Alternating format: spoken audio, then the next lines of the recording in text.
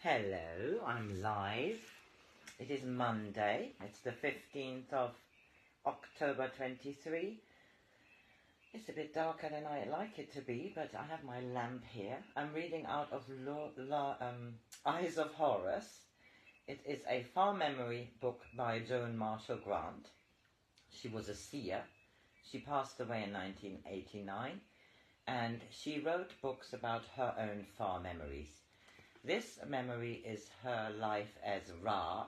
Ra-up is an heir to the nomarch of the Oryx.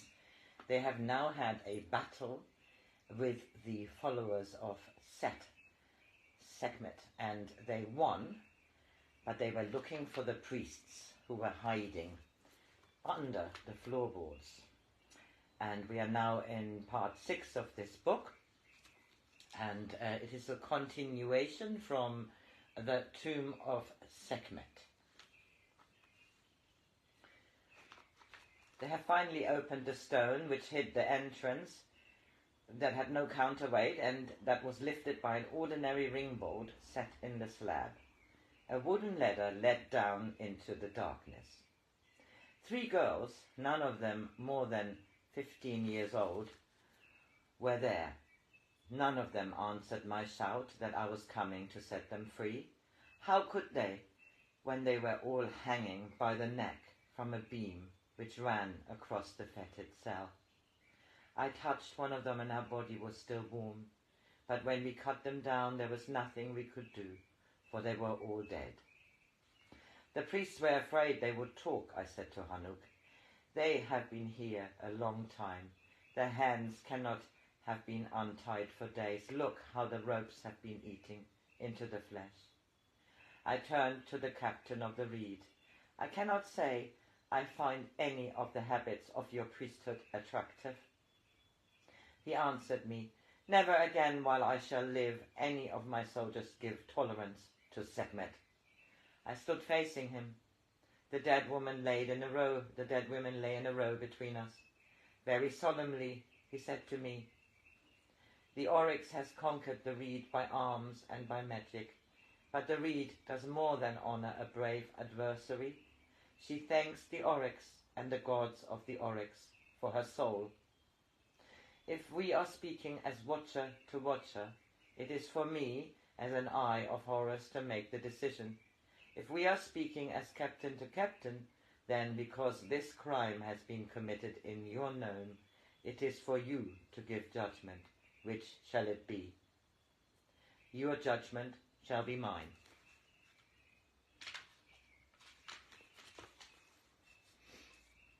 I suggested to the captain of the reed that he would be the best person to remove any lingering hostility they might feel towards us.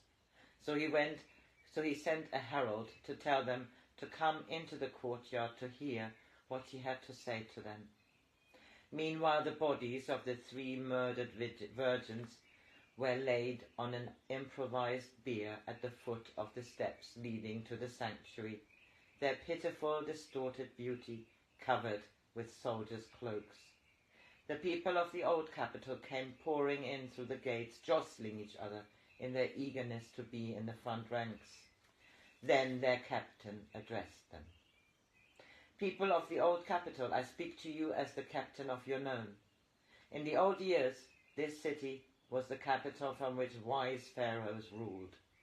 You have suffered under false pharaohs, who had lost the traditional divinity, which would have made them more than men who wear a crown. You have seen the 2 lands ruled from a new city, and listened to false counsel from new temples built in the name of SEKMET. Yet none of these things were new. They were old as the fear on which they were founded. Heket, the high priest, has been destroyed, and those of the priests who were his brothers have followed him into the underworld. Those who were the prisoners of this temple have been set free, and in time shall be healed of the corruption they learned here, even as a man with many lice may be made clean. A true temple is a place where everyone may come who needs counsel from one wiser than himself. It is a place where people receive comfort and the sick are healed. A place where the lonely find a friend and the orphan both father and mother. This is what a temple shall again be to you when you have built it on clean ground. This temple of SEKMET was a flail you gave into the hands of the lords of darkness, that they might scour you with the whips of superstition and poison you with the scorpions of fear. You have been content to give bulls for sacrifice to SEKMET. Black goats you have also given, and pigeons closed in wicker cages. Did you know, people of the old capital, that SEKMET was not content with the blood of animals? Did you know she was greedy for the blood of virgins? Heket, whom you honored, did not let her thirst. This morning there were 4 girls kept as prisoners in rooms below the temple. This morning they were alive. We could have set them free to find happiness under the sun. Yesterday, I and 1700s were within these temple walls. We thought our enemies were the soldiers who had come from the south, and that those for whom we fought were the priests from whom we had claimed sanctuary. Yet it was the men of the south who had marched to set us free. We, the soldiers of the Reeve, were as much prisoners of superstition as you were. We were shackled by the fear which bound us more securely than the fetters of slaves who labor in the quarries. Today we are free and our jailers are dead, but 4 of their prisoners were put to death before we came to release them. They died to prevent them speaking of what they knew, but they have died so that you shall live, for I speak for them. When you have seen them, I think there is not one amongst you who will ever again give your power into the hands of Set, or his dark consort. Come forward, see if any one of you can tell me the names of those who were murdered on the day that you regained your freedom. He turned back the cloak so that the faces of the dead girls could be seen. Silently the people filed past the biers. A woman dropped on her knees beside the girl whose belly had been ripped open. She is my daughter, my daughter. 6 months ago a priest told me she had been to the temple, bringing with her a man from the south to whom she had made the oath of marriage. The priest said he pitied me because my daughter had proved that she gave me no affection and had gone away with her husband without a thought for her parents. I wept because I was lonely for her, but I thought that one day she would come back to me. Tears were running down the woman's face. Then she stood upright, stretching her hands to the sky. Ra, in the name of your son, avenge my daughter. Let the temple of SEKMET be broken down and her priests die in torment. Torment, as though their bowels withered with serpents and white ants consumed their brains until their skulls are bare. Yet let their soul live on in their skulls, so that their pains continue for 1,000 years. Then she turned and harangued the crowd. Heket is dead, or I would claw out his eyes and crush them between my hands like serpents' eggs. But his temple still stands. Help me to tear it down, for while one stone stands on another, until the sand has hidden even the outline of its walls, it will be here to remind us how we have been led into dishonor because we were afraid. A roar went up from the crowd. Destruction to SEKMET. All that was hers shall be burned to the glory of Ra. The captain held up his hand and the crowd quieted to listen to him. Return here in an hour and the temple is yours to destroy. Bring hammers and wedges, bring oil and fire, and let no stone nor particle of stone be taken beyond the enclosure, for evil can live even in a grain of dust.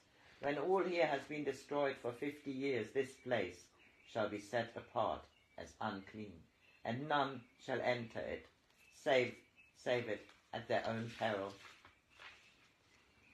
Then I sent heralds throughout the old capital to proclaim that On the morrow I, the captain of the reeds, beside me, would sit in audience to pronounce the names of those in authority who would continue to hold office under Amamebet, and those who had been judged unworthy. By my decree also it was proclaimed that those who knew by the weighing of their own hearts that the watchers would send them into exile might leave the city without molestation, if they did so before the 3rd hour of the following day. These might take with them sufficient to maintain them for 60 days, but they must whiten their heads with ashes, as mourners had done under the rule of SEKMET, to signify that they were penitent of their sins. By this sign they would be known, and at the villages they must pass through on their way out of Egypt. They would receive food and shelter sufficient for the needs of their journey. The captain had an estate close to the old capital, and this, he said, I was to consider as my own, so long as I remained in the nome.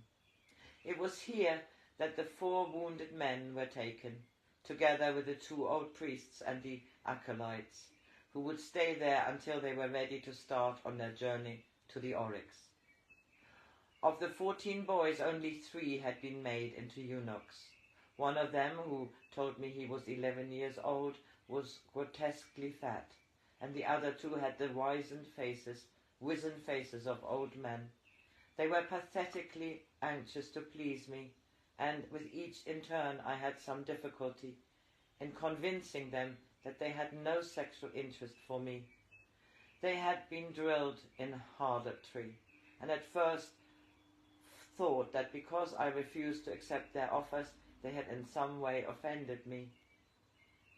Each refusal increased their fear, and I discovered that when a priest whom they had been trying to amuse had been too satiated or too senile to find satisfaction through their antics, he had ventured his thwarted brutality by giving them a merciless whipping. Under their purple tunics, the boys' half-starved bodies were crusted with dirt, their faces were layered with paint, and they reeked of rancid unguents. They were too pathetic to be repulsive, midway between crippled children and forlorn imprisoned monkeys. I asked Kios to help me with them, for I thought they might be less frightened of a woman than a man. She sent for 3 of her women to help us, and together we washed the acolytes and dressed their running sores. One of them put his skinny hand on Kia's arms and whispered, I'll try to help you escape. SEKMET is thirsty at the full moon, but I won't let her drink your blood. I know that's what women are for, to be given to the gods, to stop them from being angry with men. But you are kind and not frightened like the other women I've seen. They cried all day and battered on the walls of the rooms they're kept in, till the bones of their knuckles pierced through their skin. I used to take their food to them. Sometimes there was so little of it that I was ashamed. We sometimes got a big meal because SEKMET doesn't mind if we eat the meat she has finished with. But the women who were being kept for her were always hungry. I shall ever remember that scene. The bath was a stone trough in the floor, and in this the boy was lying, trying to comfort Kios, who knelt beside him as he scruffed off layer after layer of ancient dirt. She talked to him as though he were a young child who had just wakened from a night terror.